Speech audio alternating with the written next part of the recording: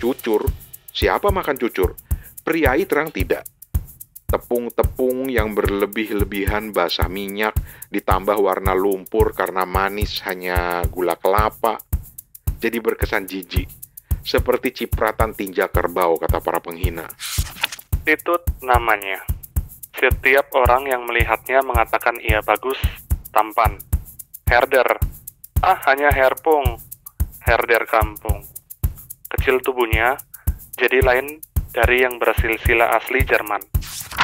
Gue dugaan gue begitu, Fen. Gue dugaan gue tokoh ini sebenarnya Romo Mangun loh di cerpen kedua itu. Oh ya? Dugaanku itu karena beliau tuh sastra lisannya kental dan akhirnya dituangkan dalam sastra tulisan ya Bang ya.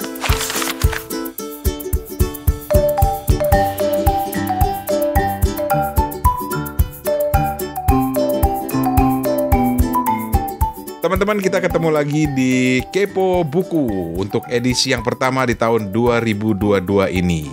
Dan ini juga menandai season kelima atau musim tayang kelima dari podcast Kepo Buku. Gila, udah 5 tahun, Fen. Gak nyangka banget ya. Gak nyangka bertahan loh. Podcast bisa bertahan 5 tahun. Iya, syukur banget bisa bertahan ya. Yoi. Dengan semua kondisi yang ada. Betul banget. Dan sayang Toto nggak ada sih di sini ya. Malam ini dia tiba-tiba ada emergency katanya. Baiklah, nggak apa-apa.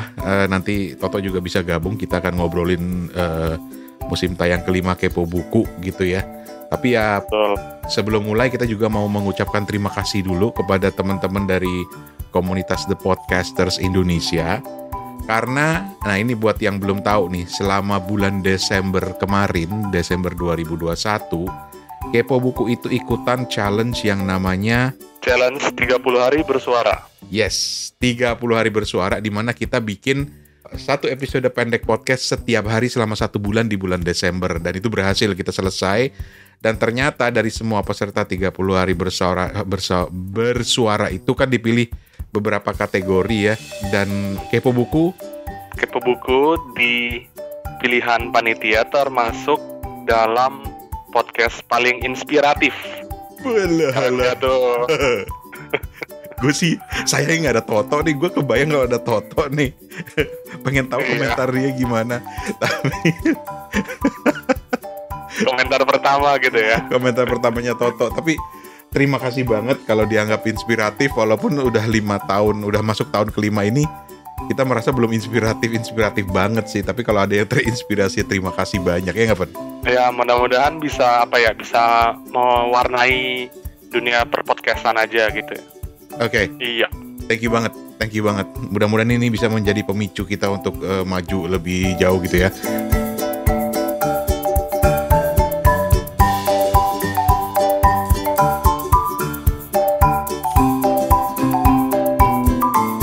Oke. Kita akan memulai 2022 nih dengan Dengar Sastra Bicara. Ceritain juga dong, Dengar Sastra Bicara itu apa? Dengar Sastra Bicara tuh program kerjasama ya Bang Rane, antara penerbit KPG, Gramedia Digital dengan 12 podcast buku Indonesia. Beuh. Jadi ada maraton dari bulan November kemarin sampai season ketiga. Ya, kita udah memasuki season penutupnya. Iya, jadi di bulan Januari ini yang terakhir, season terakhirnya ya? Iya. Betul. Dan ada juga diskon promo menarik, buku-buku yang kita bahas nih di sini. Betul. Bisa teman-teman cek lebih lanjut di gramedia.com. Betul sekali. Dan juga jangan lupa, kita juga dapat banyak buku nih dari teman-teman di Gramedia, dan itu ingin kita bagi-bagi ke teman-teman juga, termasuk ada voucher belanja juga, yang ingin kita bagi ke teman-teman. Nanti ditunggu di Instagramnya Kepo Buku ya untuk tahun 2022 ini.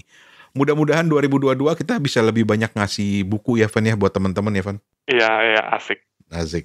Nah, yang akan kita ulas dalam segmen Dengar Sastra Bicara ini adalah kumpulan cerpen karya Romo Mangun atau nama lengkapnya YB Mangunwijaya. Ngomong-ngomong, udah tahu belum singkatan YB-nya itu apa? Yusuf Biliarta Mangunwijaya. Yusuf Biliarta. Kelahiran Ambarawa. Betul, lahir di Ambarawa. Beliau ini multitalenta banget sebetulnya ya, karena Beliau ini Mm, seorang rohaniwan Katolik ya. Katolik ya, Romo iya, Mangun ya. Bro. Seorang Iya, rohaniwan betul. Katolik. Beliau ini seorang sastrawan, seorang penulis, udah banyak novelnya, udah banyak esai-esainya. Tapi juga yang tidak kalah pentingnya, dan ini beliau juga ada dalam sejarah, kepingan sejarah Indonesia yang satu ini, yaitu beliau ini seorang arsitek. Arsitek terkenal yang bisa dibilang salah satu peletak dasar arsitek modern di Indonesia, dan bahkan pernah meraih salah satu penghargaan arsitek terkenal dunia, Aga Khan Awards gitu, untuk sebuah proyek hunian kumuh di Yogyakarta yang kemudian diubah menjadi hunian yang bagus, yang bersih, dan itu sampai mendapatkan penghargaan dari Aga Khan Award, yaitu hunian di Kali Code. Lu kan tinggal di sana, Van, di Jogja dulu waktu kuliah, pernah ke Kali Code nggak? Pernah sering lewat, ada jembatannya kan.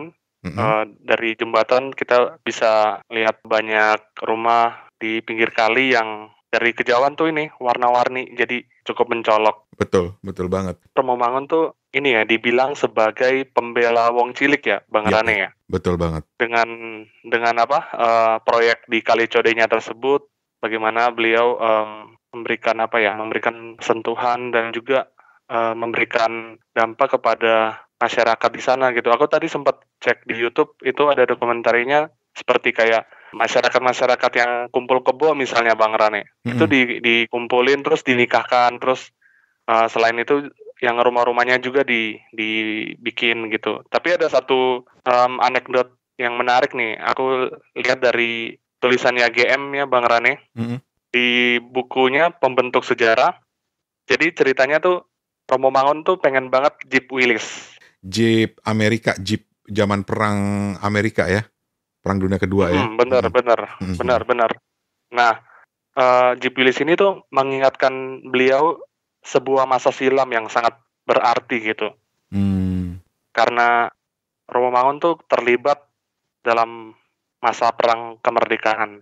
Ketika menjadi anggota tentara pelajar, Romo pernah menyetir Jeep Willys nih untuk Sri Sultan Hamengkubuwono IX. Wow. Tapi sayangnya ketika para rohaniawan dari kalangan Katolik ini ingin menyerahkan Jeep Willys ini sebagai kado ulang tahun, Romo Mangun sudah terlebih dahulu berpulang begitu, Bang Rane. Betul. Terus juga kalau bicara keterlibatan beliau dengan tokoh-tokoh sejarah, jangan lupa bahwa Pak Habibie itu kenal baik dengan Romo Mangun waktu sama-sama lagi belajar di Jerman. Dan salah satu adegan yang kemudian muncul di film Habibie, gue lupa Habibie yang ketiga deh kayaknya lah. Di situ ada adegan Pak Habibie di Jerman numpang sholat di gereja gitu loh, dan nggak lama kemudian beberapa waktu kemudian dia ketemu dengan Romo Mangun di gereja yang sama, terus dia ngelihat kok ada Pak Habibie sholat di situ, ngapain gitu, dan Pak Habibie bilang bahwa ini kan tempat ibadah dan di sini dia merasa menemukan ketenangan walaupun dia menggunakan tempat ibadah Kristiani itu untuk sholat ala Islam gitu, tapi dia bilang itu sama-sama tempat ibadah dan dia menemukan ketenangan di situ. Dan Romo Mangun kagum banget sampai bilang coba semua orang berpikirannya kayak Pak Habibie gitu loh. Ini salah satu adegan yang ada di film Habibie. Itu sempat kaget juga gue. Wah, ternyata Romo Mangun itu punya sejarah panjang juga ya dengan Pak Habibie, sampai-sampai waktu Romo Mangun meninggal, Pak Habibie udah jadi presiden kalau nggak salah waktu itu, dia sampai ngirim pesawat khusus untuk menerbangkan jasadnya Pak Romo Mangun ke Yogyakarta. Itu sekilas cerita lah. Kenapa kita harus cerita kayak background tentang Romo Mangun ini? Karena ya ini juga untuk mengenalkan sosok beliau kepada teman-teman gitu ya, yang mungkin baru kenal atau baru mulai berkenalan dengan karya-karya Romo Mangun gitu. Lu karya Romo Mangun yang lain selain yang akan kita bahas kali ini apa aja, Van, yang lu tahu? Yang saya tahu tuh kayak burung-burung manyar. Itu legend lah, burung-burung manyar tuh legend banget, tahun 81 tuh. Terus pernah sekali lihat di Gramet Genduk Duku novelnya. Genduk Duku. Ini kayaknya kayak semacam apa ya? Bukan trilogi, bukan sih? Trilogi. Trilogi ya, Roro Mendut, Genduk Duku, sama satu lagi Lindri. Lucy Lindri. Lucy Lindri, betul. Betul, ini trilogi gitu. Terus selain itu masih ada lagi sih beberapa novel-novel beliau, ada Ikan-Ikan Hiu Ido Homa, terus ada Durga Umayi yang udah diterjemahkan ke bahasa Inggris, ada Balada Beca, ada Burung-Burung Rantau, ada Pohon-Pohon Sesawi, ini favorit gue nih, Pohon-Pohon Sesawi ini. Sementara yang lain tuh ya kayak apa ya, esai-esainya. Dan yang mau kita bahas kali ini adalah satu-satunya kumpulan cerpen dari Romo YB Mangunwijaya yang udah diterbitkan dan dikumpulkan bukan oleh Romo Mangun sendiri tapi oleh teman-temannya, dan salah satu yang ngumpulin itu Mas Jokpin ya, Van ya? Iya, betul. Jadi terbit pertama di tahun 2000, setahun ya setelah berpulangnya beliau. Dan disunting oleh Joko Pinurbo, penyair, dan Ibu Teresia Kushardini, Sekretaris Mendiang Romo Mangun, pengelola Yayasan Dana Sayang Anak Derita. Oke. Akan kelihatan sekali dalam kumpulan cerpen ini karena memang ini apa yang berhasil dikumpulkan ya, orang-orang terdekatnya Romo Mangun, akan kelihatan sekali bahwa topik-topiknya itu akan ada berbeda-beda gitu. Ada yang membahas misalnya tentang sosok lelaki yang menjadi berdandan seperti perempuan untuk mencari nafkah, tapi kemudian tiba-tiba pengalaman beliau di mana, di Jerman ya kalau nggak salah ya? Iya, di Eropa pokoknya. Di Eropa gitu, pokoknya ada itu, tapi ada apa ya? Ada benang merahnya yang bisa kita tangkap di situ dari gaya tulisannya Romo Mangun lewat cerpen-cerpen tersebut. Nah, judul cerpennya, Van. Terus lu ceritain dikit lah dengan kumpulan cerpen ini.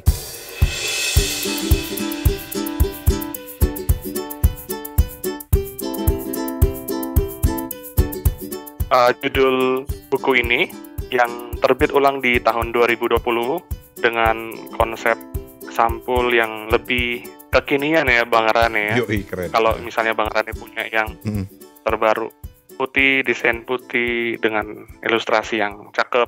Rumah Bambu ini kumpulan cerita pendek Romo Mangun yang buatku tuh nyengit gitu Bang Rane. Penuh haru, tapi indah di dalamnya gitu. Kenapa gitu, Van? Apa ya, karena Romo Mangun tuh berhasil menangkap dan memindahkan situasi-situasi di masyarakat dengan apik gitu ya, dengan bagus sekali Bang di tulisan-tulisannya ini. Tulisan-tulisan yang direkonstruksi dari arsip penulis, dan juga ada ketambahan cerpen yang memang terbit di media. Iya. Dan satu hal, apabila pendengar Kepo Buku ingin menjelajahi ringkas batas yang mungkin beda dari keseharian, aku rasa buku ini cocok untuk teman-teman gitu. Mantap. Oke. Jadi seperti kita bilang tadi, ini adalah kumpulan cerpen dari YB Mangunwijaya, kumpulan cerpen yang pertama, dan ada banyak cerita-cerita di situ gitu ya. Nanti kita nggak mungkin bahas semua, tapi paling nggak ada 2 hal yang akan kita lakukan di sini. Jadi mungkin kita akan minta Steven untuk cerita tentang kesannya dan cerpen-cerpen favoritnya di situ. Gue juga akan melakukan hal yang sama. Dan juga nanti kita akan coba bacakan sedikit cuplikan-cuplikannya untuk mendapatkan taste-nya gitu. Seperti apa sih gaya tulisannya Romo Mangunwijaya ini gitu. Nah, sedikit aja gambaran ya, di buku ini itu ada beberapa cerpen, misalnya ada yang pertama itu Tak Ada Jalan Lain, kemudian ada judulnya Cat Kaleng, ada Sungai Batu, Hadiah Abang, Cold Kemarau, Malam Basah, Pahlawan Kami, Pagi Itu, Rhinestein, kemudian juga ada Rumah Bambu seperti judul novelnya, kumpulan cerpennya. Ada Pilot, ada Mbah Bengok, ada Renungan Pop, ada Dua Gerilyawan, Lampu Warisan, Mbak Pung, Puyuk Gonggong, Natal 1945. Ada lagi yang kelewatan nggak? Titut, betul. Ini judul Romo Mangun pertama yang kita feature di Kepo Buku ya. Kita merasa kayak apa ya, terhormat banget nggak sih Bang Rane kita menampilkan karya beliau. Tapi kan ini jadi bagian dari upaya kita kan, sama Toto kan juga sempat ngomong kan, dia juga ingin menggali kembali fiksi-fiksi lama Indonesia gitu loh. Karena kan banyak karya-karya fiksi, penulis-penulis sastrawan Indonesia yang sudah terbenam gitu, udah tersimpan, udah nggak tahu kemana gitu, pengen diangkat lagi, terus pengen kita kenalin lagi ke teman-teman pendengar Kepo Buku yang mungkin belum kenal gitu. Mungkin Romo Mangun ini bisa jadi awal mula yang oke nih, Van. Iya, dan mungkin bisa jadi bacaan awal di 2022 yang menyenangkan gitu. Yoi. Nggak berat, nggak terkesan serius gitu. Tapi kembali lagi kita akan bicara Romo Bambu. Kenapa dibilang sebuah arsip, sebuah cerita pendek yang mengesankan ya? Karena ada keharuan, ada sosok-sosok yang diangkat di dalam cerita-cerita beliau, seperti perempuan-perempuan yang dihadirkan dengan berbagai nuansa, berbagai situasi yang ada, orang-orang cilik, wong cilik. Dan cerpen yang saya suka itu, selain cerpen pertama, ada Pilot yang manis tapi sedih. Pilot? Iya. Cerita dikit dong, tentang apa ceritanya? Iya, Pilot ini ceritanya tentang dunia dan dinamika dari seorang penerbang ya, Bang Rane ya. Bagaimana Romo Mangun tuh bisa kayak menggambarkan dunia militer, angkatan udara gitu ya Bang Rane, dengan klop, dengan bagaimana teknis dari pesawat, bagaimana dunia militer kepangkatan itu berperan, tapi tidak menghilangkan sisi manusiawi di dalam cerita ini, yaitu seorang istri si narator ini, istri si penerbang gitu. Dan aku kira Pilot ini memungkinkan kita kayak sedikit keluar gitu dari cerita-cerita yang lain gitu. Ini cukup memukau karena juga dekat dengan saya. Di situ tokonya juga berdarah Maluku kan Bang Rane. Jadi saya juga betul. sedikit terkait gitu ya. Bagaimana Bung Tamaela digambarkan dengan cukup bagus gitu lewat kacamata si istri gitu. Jadi favorit lu Pilot ya? Pilot. Tidak ada jalan lain, Malam Basah, tapi yang berkesan cukup dalam tuh Pilot. Oke. Nanti kita coba bacakan sedikit ya, supaya bisa dapat gambaran ya teman-teman. Mungkin lu bisa ngambil 1-2 paragraf yang bagian yang paling menarik menurut lo gitu. Tapi boleh. Jadi secara keseluruhan yang lu tangkap dari kumpulan cerpen ini gimana, Van? Oh iya. Aku rasanya bahasa-bahasanya Romo Mangun tuh kaya banget gitu. Segar gitu. Dan tulisan-tulisannya tuh nggak makin bosan gitu. Bener. Itu ajaibnya bahasa Indonesia kali ya. Dan ternyata tuh aku tahu dari buku Pamusuk NST. Kenapa sampai beliau tuh diksi-diksinya tuh ajaib-ajaib banget gitu. Kenapa? Ternyata nggak ada formula rahasia kok. Tapi di masa sekolah dasar Bang Rane. Orang tuanya guru SD juga, guru sekolahan pokoknya. Ada latihan pidato sama membuat karangan tertulis. Setiap minggu 2 latihan itu dikerjain. Bayangin Bang. Dengan tema kayak, ada satu tema dibikin sebuah karangan gitu Bang. Keren ya? Kayak 30 hari bersuara gitu kali ya? Betul. Cuma 30 hari bersuara benar-benar topik yang masih luas banget ya. Tapi ini tuh kayak topik yang udah konkret gitu Bang. Jadi misalnya weekend lo ngapain gitu ya. Nah si murid-muridnya tuh akan bikin gitu. Nah itu yang dialami oleh Romo Mangun ya? Iya.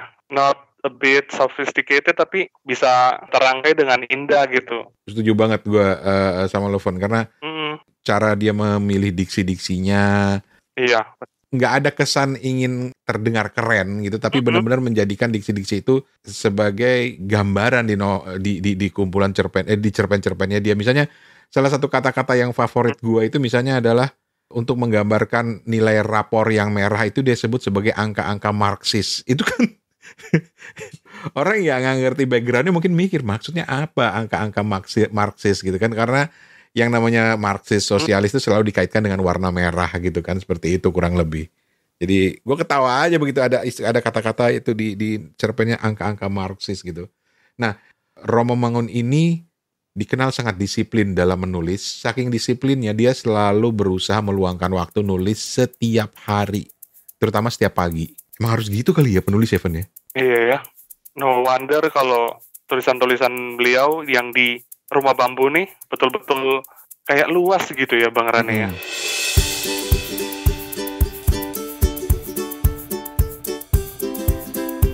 Kalau buat gue Evan ya, ada 2 hal yang menarik perhatian gue dari kumpulan cerpen Rumah Bambu ini. Yang pertama itu kedekatan beliau dengan kehidupan rakyat kecil gitu.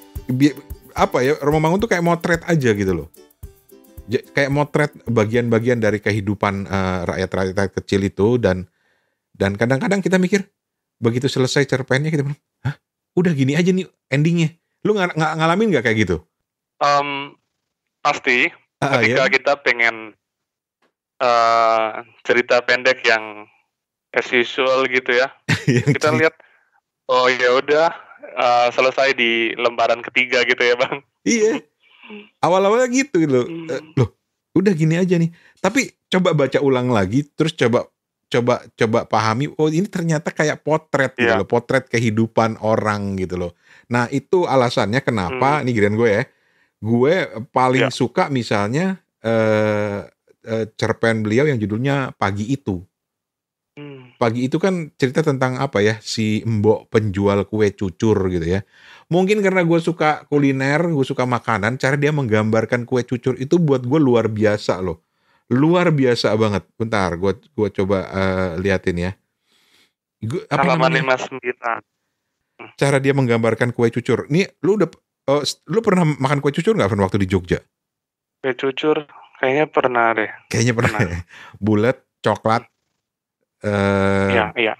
Cembung gitu di tengahnya. Jadi gini, gue suka cara dia menggambarkan kue cucur itu gitu, yang ciri khas kue cucur itu kan ada macam-macam sih ya, tapi ciri khas kue cucur yang menarik buat gue itu adalah ya yang asli, yang di pasar-pasar itu, yang berminyak gitu ya, terus manisnya manis gula kelapa gitu loh. Dan kalau orang ngelihat itu bentuknya udah nggak menarik banget, sampai-sampai di apa namanya, di cerpen Pagi Itu tuh digambarkan sebagai cipratan kotoran kerbau gitu. tapi gue langsung terpicu pikiran gitu, langsung ingat, ini nih gambaran kue cucur yang bener. Ntar kita bacain ya. Tapi paling tidak dari Pagi Itu gue paling suka karena Pagi Itu kan cerita tentang seorang penjual kue cucur, mbok bentar, namanya Mbok Ranu. Mungkin karena dekat dengan Rane kali ya. Nggak juga sih. Tapi yang menarik, si mbok-mbok ini tinggal dengan seorang laki-laki di rumahnya gitu ya. Dan laki-laki ini menumpang tinggal di situ. Karena suaminya si Mbok Ranu ini udah nggak ada. Laki-laki itu menumpang di situ, sakit gitu ya. Dia yang ngurusin segala macam. Tapi kan pembaca tuh langsung mikir, kenapa dia mau ngurusin si orang yang menumpang ini? Karena si orang laki-laki ini tiba-tiba aja datang dan numpang, terus jadi lama tinggal di situ. Dan dia rajin ngasih makan, ngerawat gitu loh, beliin obat, walaupun si laki-laki ini udah nggak pengen dibeliin obat gitu, termasuk ngasih rokok, ngasih kue cucur. Tapi banyak hal-hal yang menimbulkan pertanyaan, tapi digambarkan dengan bagus banget sama Romo Mangun di cerpen Pagi Itu gitu loh. Sesuatu yang kalau lu bayangkan di dunia nyata terjadi itu kayaknya nggak mungkin deh. Ada orang tiba-tiba datang numpang di rumah lu, terus sakit pula gitu ya. Lu nggak kenal baik, malah lu urus segala macam, itu kan nggak menarik. Tapi itu kalau lu dengar dari cerita gue sekarang. Tapi kalau lu baca cerpennya Pagi Itu, buat gue akan hanyut banget dengan ceritanya. Keren banget. Dan endingnya itu walaupun terkesan menggantung, tapi menarik banget. Itu sih favorit gue. Favorit gue yang kedua ya, yang pertama justru Tak Ada Jalan Lain. Ini menarik banget. Lu udah baca juga kan yang Tak Ada Jalan Lain kan? Rata-rata orang memulai dengan Tak Ada Jalan Lain kan? Iya. Tak Ada Jalan Lain itu menarik gitu loh. Bagaimana seorang pria ingin berjuang untuk menghidupi keluarganya dengan memakai pakaian. Pokoknya gini, dia menyamar jadi, gue boleh nggak sih bilang bencong gitu loh. Jadi bencong yang keliling-keliling keluar masuk pasar kampung dengan nyanyi pakai kecerekan gitu loh. Itu kan itu bagaimana dia menggambarkan itu, bahwa dia laki-laki ini bukan sosok yang transgender gitu, tapi dia memang laki-laki yang kok tiba-tiba gitu loh, ujuk-ujuk dia pengen mencari nafkah dengan cara menjadi seorang transgender, seorang bencong, minjem bajunya dari mana, minjem alat musiknya, kecerekannya dari mana. Itu gila, itu keren banget cara digambarinnya. Emang nggak adil sih kalau gue sama Steven di sini cerita sekilas gitu, tapi lu nggak baca gitu. Lu harus baca untuk bisa merasakannya, ya nggak, Van? Iya. Premisnya kita keep aja karena kita nggak mau terlalu memberikan spoiler gitu ya. Yoi. Oh, satu lagi yang gue suka, Cat Kaleng. Itu cerpen kedua, Cat Kaleng. Cat kaleng ini buat gue Nah, deket banget dengan, mungkin ya, dugaan gue ya, deket banget dengan kehidupan Romo Mangun yang arsitek. Oh, oke. Gue dugaan gue begitu, Fen. Gue dugaan gue tokoh ini sebenarnya Romo Mangun loh di cerpen kedua itu. Oh ya?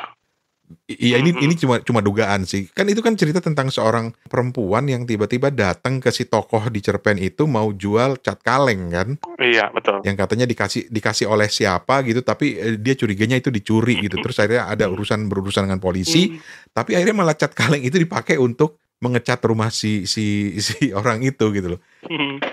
Kan lagi-lagi kalau gue cerita seperti ini kan udah gitu aja ceritanya gitu aja. Tapi coba lu baca. Iya. Cara dia menjalin kalimatnya, cerita-ceritanya itu benar-benar, mungkin kalau lu udah baca lu akan bilang, bener juga ya Bang Rane, ada sesuatu yang nggak lengkap kalau lu nggak baca. Selain cuma dengerin cerita gue bahwa ini tentang ini. Karena ada sesuatu yang bisa dirasain gitu loh. Makanya bacanya itu bukan sekedar membaca straightforward, tapi kalau istilah gue suka pakai istilah dimamah, dicerna. Oh gitu, iya. Ada lagi nggak? Oke, kita coba kasih gambaran cat kalengnya aja, Bang Rane, silakan. Oke. Gue malah lebih tergoda untuk kasih cuplikan yang pagi itu, yang favorit gue, Evan. Oke, let's go on.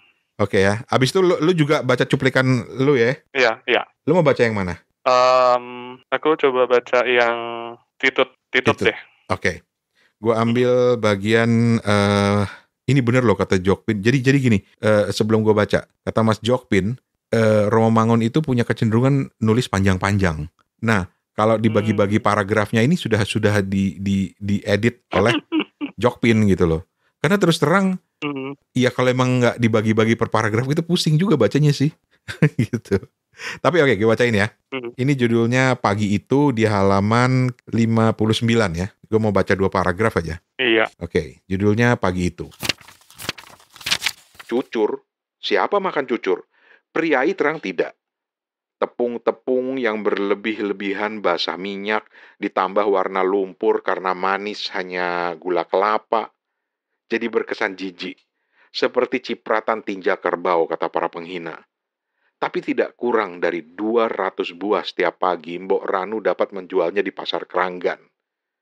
Kaum becak, kuli, dan macam-macam wong cilik masih ada saja yang menyukai kue becek minyak itu. Padahal mereka sudah belajar membiasakan diri minum susu Boyolali dengan roti tawar yang tersisa di toko-toko lalu dipanggang oleh perempuan-perempuan Cina yang cerdas. Tetapi Mbok Ranu tidak perlu khawatir disaingi. Sebab sudah hampir tidak ada orang yang mau membuat kue cucur.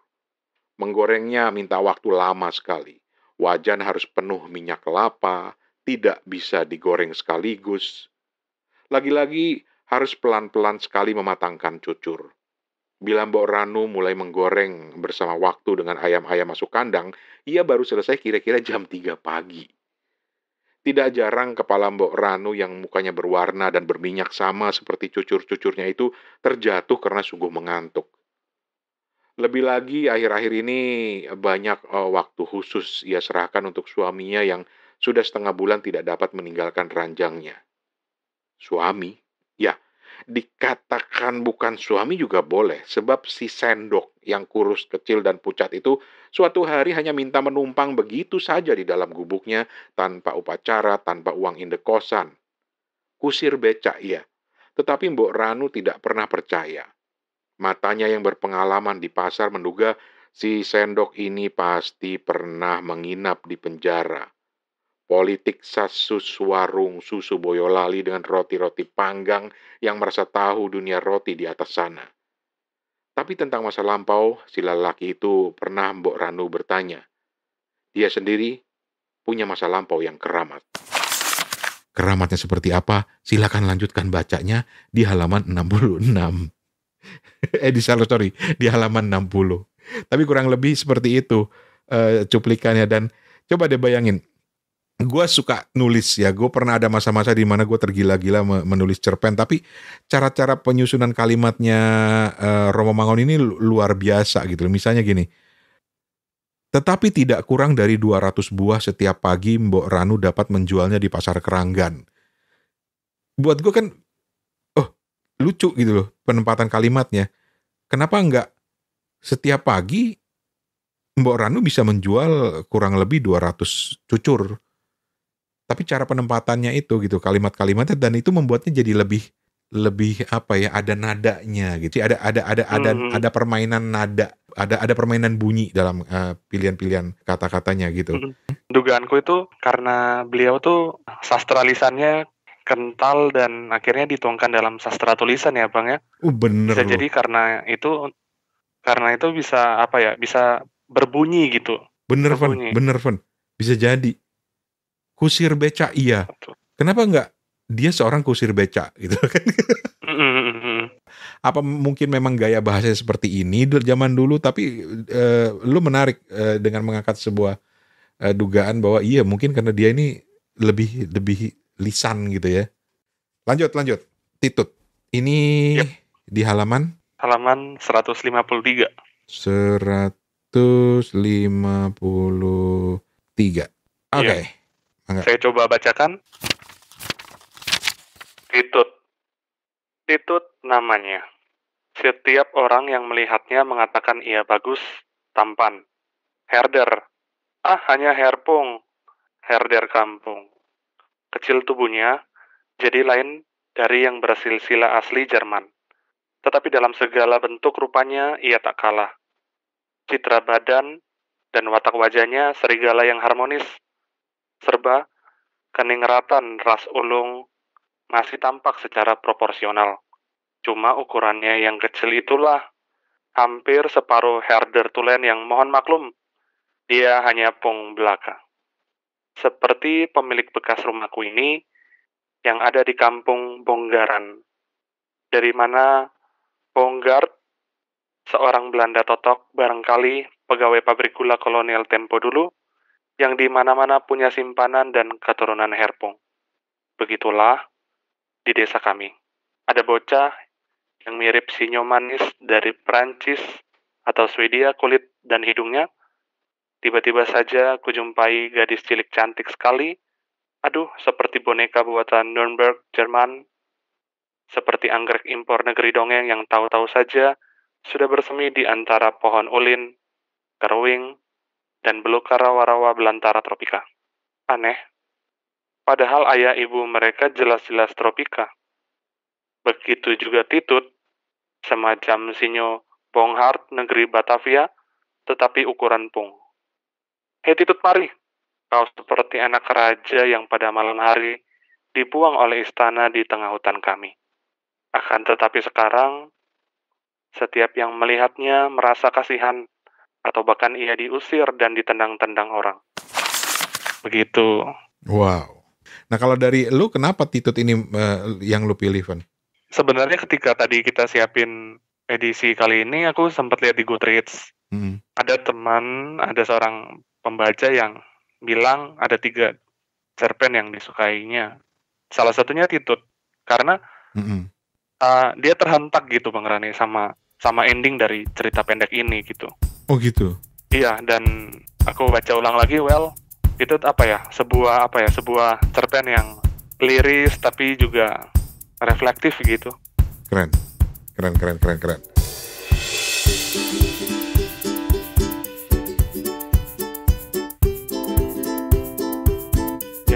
Jadi ya, terakhir sebelum kita akhiri ya, kita cuma bilang ke teman-teman, coba deh baca. Mungkin wawasan kita akan lebih kaya lagi, terutama buat teman-teman yang suka sastra ya, suka fiksi. Mungkin membaca cerpen-cerpennya Romo Mangun ini akan lebih kaya lagi dengan diksi, lebih kaya lagi dengan gaya-gaya kepenulisan, dan lebih kaya lagi dengan nuansa-nuansa yang ingin diciptakan oleh Romo Mangun, terutama yang terkait dengan kehidupan rakyat kecilnya. Itu dapet banget menurut gue gitu loh. Dapat banget. Iya, menarik simpati kita, menarik empati kita juga.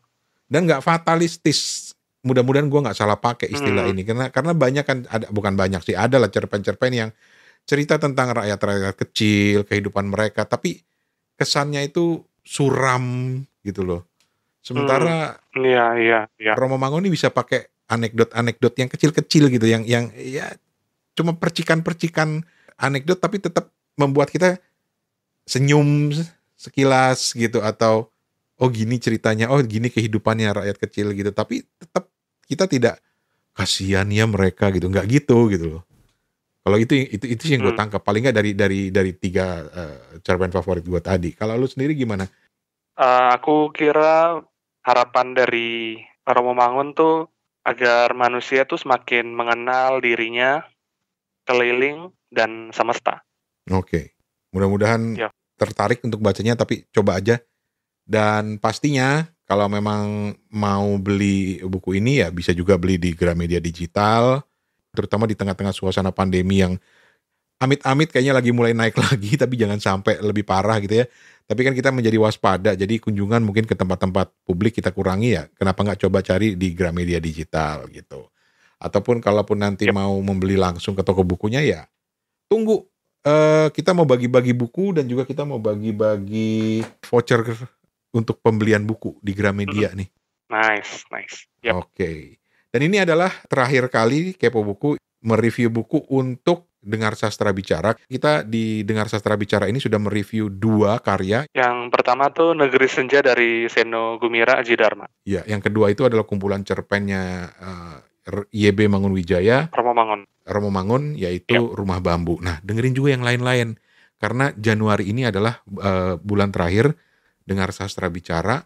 Dan mudah-mudahan teman-teman banyak nemuin buku-buku baru, referensi-referensi baru yang mungkin akan menarik perhatian teman-teman semuanya. Gitu. Ada pesan lain, Van? Pesan kue cucur? Ya, mungkin ketika teman-teman mendengar dan kepengen kue cucur, tolong jangan salahkan kami. Salahkan Bang Rane aja. Dan Kepo Buku akan kembali dengan review-review seperti biasa. Kita banyak sekali teman-teman yang udah ada dalam antrian. Misalnya ada Mbak Asmayani Kusrini dengan novelnya Misi. Itu keren banget, itu novel keren banget. Pokoknya harus mau kita undang. Kita juga masih punya cerita tentang pengalaman dunia perbukuan di Mesir misalnya. Yang ingin kita undang salah seorang teman kita. Iya. Dan tentu saja cerita-cerita yang lain lah. Kalau teman-teman punya cerita tentang buku, bukan hanya tentang buku-buku tertentu, tapi misalnya kecintaan pada buku, tentang hal-hal yang terkait dengan buku, yuk kita ngobrol bareng-bareng di Kepo Buku gitu. Karena Kepo Buku itu punya bareng-bareng juga kan. Bukan cuma punya Rane, Toto, dan Steven gitu. Punya sesuatu yang ingin dibincangkan gitu ya, diceritain, dibagiin ke khalayak gitu. Kita sangat-sangat berterima kasih dan mengundang semua ya. Caranya gimana?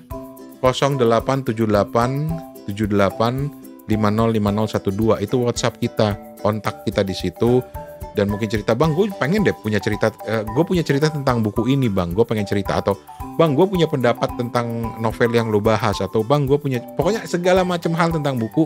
Yuk kontak kita. Kalau memang jodoh, nanti kita bisa atur waktu, kita bisa ngobrol bareng-bareng di Kepo Buku gitu. Kepo Buku udah tahun ke-5 loh. Dan setiap kali ada yang komen di media sosial kita selalu bilang, ayo dong ikutan, kapan mau ikutan? Nanti ngobrol-ngobrol bareng kita bertiga. Yoi. Oke, kalau gitu. Untuk saat ini terima kasih banyak.